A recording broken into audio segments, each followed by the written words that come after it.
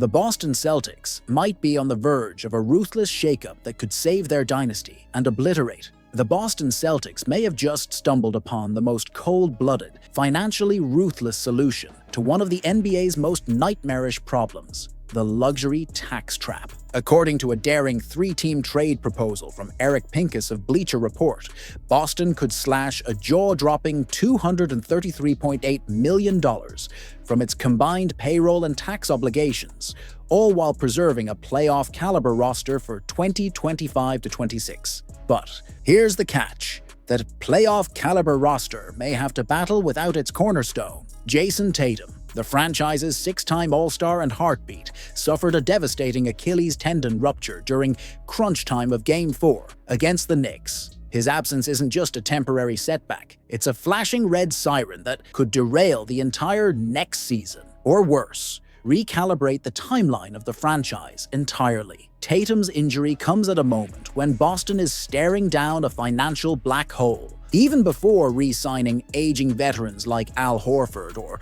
Luke Cornett, the Celtics were already staring at $231.5 million in salary commitments, triggering a record-setting $270.6 million in repeater tax penalties. That's not just unsustainable, it's historic. No team in NBA history has paid this much to field a roster, and Boston's ownership may have neither the stomach nor the justification to be the first, especially after the Knicks exposed every crack in Boston's armor, even with Tatum still on the floor. And here's where things get truly brutal. Pincus's trade proposal is a scalpel to the Celtics' bloated cap sheet. It ships Jrue Holiday and Kristaps Porziņģis, two of Boston's highest-paid stars, to the Mavericks and Nets, respectively. In return, the Celtics receive Daniel Gafford, PJ Washington, Drew Timm, and a war chest of trade exceptions totaling over $39 million. Gafford might not stretch the floor like Porziņģis, but he's younger, healthier, and more agile, a lob threat and rim protector built for the modern game. PJ Washington, on the other hand, could slot into Tatum's minutes while the All-NBA forward rehabs a career-altering injury. To make the math work, the Celtics also part with a protected 2026 first-rounder and a 2027 pick swap. That's a small price to pay when the alternative is keeping an aging, injury-prone core intact at the cost of $250 million.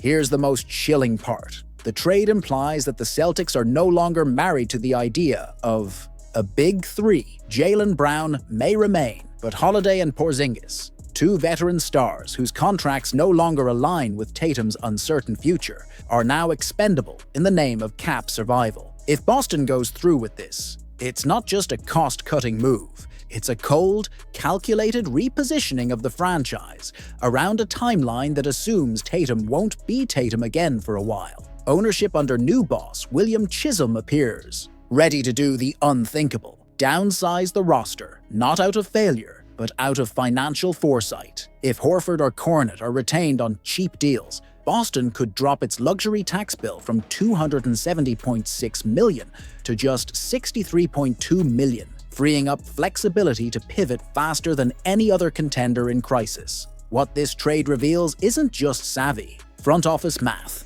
It reveals a franchise preparing for a post-Tatum reality, not permanently, but long enough to survive it. And in today's NBA, survival is everything. Let's be clear, this isn't your run-of-the-mill trade chatter. A Giannis Antetokounmpo deal would be seismic, and Boston is a team built on tectonic ambition. But pulling off a deal for the Greek Freak would require one of the most complex salary gymnastics the league has seen in years. The obstacle, the second apron, that financial buzzsaw created to punish success and curb super teams. Right now, the Celtics are deep in it. So deep, in fact, that the only player they can legally trade for Giannis without violating cap restrictions is Jayson Tatum. And let's face it, if Boston parts with Tatum, the whole point of getting Giannis evaporates. That's where the nightmare begins. Under second apron restrictions, Boston can't combine salaries to match Giannis's $50 million+ deal. Every outgoing dollar has to match or exceed what's coming in, so the Celtics would first have to escape the second apron. A heist requiring surgical precision and a chain of transactions across 3 or 4 teams, each playing financial Tetris. This brings Kristaps Porziņģis into the crosshairs. Remember, Utah sniffed around when Boston acquired him in 2023. That door could reopen. In a hypothetical 3-team dance, Porziņģis heads to Utah, John Collins lands in Charlotte, and Boston reels in cheaper contracts like Grant Williams and Josh Okogie, shedding enough salary to slip under the apron by a hair. That alone wouldn't be enough. Milwaukee, unwilling to part with Giannis for spare parts, would demand a king's ransom in picks and talent. So now imagine Boston dealing Derek White, maybe their most trusted player, to Golden State for Buddy Hield, Moses Moody, and a war chest of picks. 2028, 2030, and 2032. It sounds crazy, but Boston's not building for tomorrow. They're gambling on immortality. Then there's the cleanup act.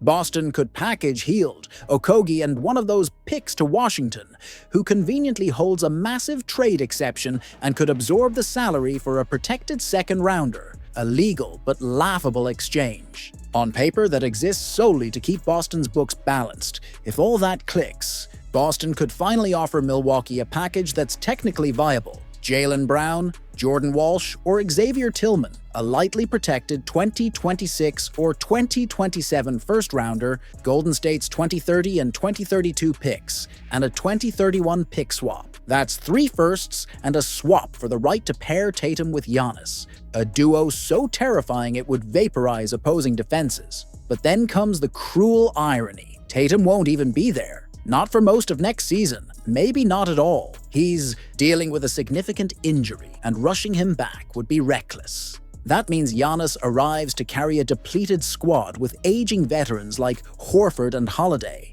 players who've already outrun Father Time longer than anyone expected. You're left with a super team on paper, but a fragile one in reality. The window, 1 year, maybe 2, and that's being generous. By the time Tatum returns to full form, Horford might be retired and Holiday might be an expiring asset. And Giannis, he's logged more mileage than nearly anyone in the league over the last half-decade. You're gambling on an MVP, but also on durability, chemistry, and time itself. Would it be historic? Yes. Would it be bold? Absolutely. But would it work? It's a Rubik's Cube of cap mechanics, team control, injury timelines, and the existential dread of mortgaging your soul for a shot at glory. If Brad Stevens pulls it off, it would go down as one of the most audacious front office moves in NBA history. But that doesn't mean it's smart. That's why, even in the face of temptation, the smart money says Boston stands pat. Because for all the fireworks a Giannis-Tatum pairing promises, it might just end with a fizzle, not a success.